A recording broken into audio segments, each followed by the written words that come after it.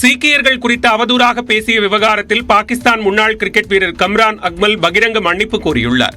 கடந்த ஞாயிற்றுக்கிழமை நடைபெற்ற இந்தியா பாகிஸ்தான் அணிகளுக்கு இடையிலான T20 உலகக்கோப்பை கிரிக்கெட் போட்டிகளின் போது பாகிஸ்தான் தொலைக்காட்சி ஒன்றின் நேரலை நிகழ்ச்சியில் பாகிஸ்தான் முன்னாள் கிரிக்கெட் வீரர் கம்ரான் அக்மல் பங்கேற்றார்.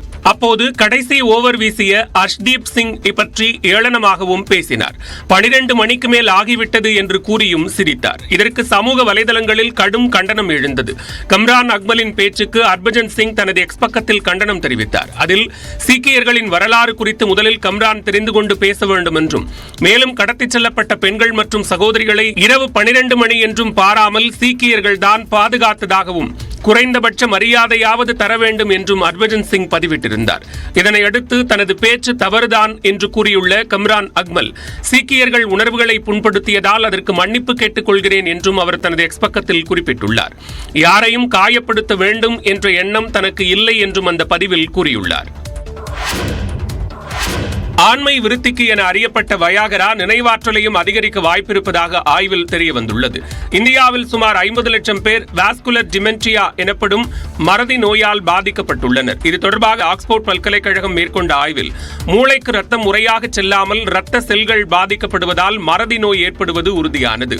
இவை மன அழுத்தம், புகைப்பிடித்தல், உடல் பருமன், நீரிழிவு நோய், தூக்கமின்மை, பக்கவாதம் ஆகியவற்றால் ஏற்படக்கூடும் என்றும் ஆய்வில் தெரியவந்துள்ளது. இந்நிலையில் சில்டோபினால் எனப்படும் வயாகரா மாத்திரை மூளைக்கு செல்லும் இரத்த ஓட்டத்தை அதிகரிப்பதாக விஞ்ஞானிகள் தெரிவித்துள்ளனர். எனவே மறதி நோய்க்கு வயாகரா மாத்திரை தீர்வாக அமைய வாய்ப்பிருப்பதாகவும் அது குறித்து விரிவான ஆய்வு நடைபெற்று வருவதாகவும் ஆக்ஸ்போர்ட் பல்கலைக்கழகம் கூறியுள்ளது. முதற்கட்டமாக வயாகரா மாத்திரை மன அழுத்தத்தை குறைத்து சிகிச்சைக்கான மனநிலையை ஏற்படுத்துவதாகவும் விஞ்ஞானிகள் தெரிவித்துள்ளனர். நாமக்கல்லில் ஆம்னி ஓட்டி பழகிய 2 சிறுவர்கள் கார் மீது நேருக்கு நேர் மோதிய விபத்தில் உயிரிழந்தனர்.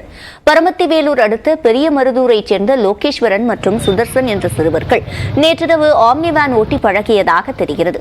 அப்போது பரமத்தியிலிருந்து ஜேடர்பாளையம் சென்ற கார் மீது ஆம்னி வேன் அதிவேகமாக நேருக்கு நேர் மோதியது. இதில் 15 வயதான லோகேஸ்வரன் மற்றும் 16 வயதான சுதர்சன் நிகழ்விடத்திலேயே உயிரிழந்தனர். பெற்றோருக்கு தெரியாமல் 2 சிறுவர்களும் இரவில் ஆம்னி வேன் ஓட்டி பழகியதால் விபத்து ஏற்பட்டதாக கூறப்படுகிறது. இது தொடர்பாக ஜேடர்பாளையம் போலீசார் வழக்கு பதிவு செய்து விசாரணை நடத்தி வருகின்றனர்.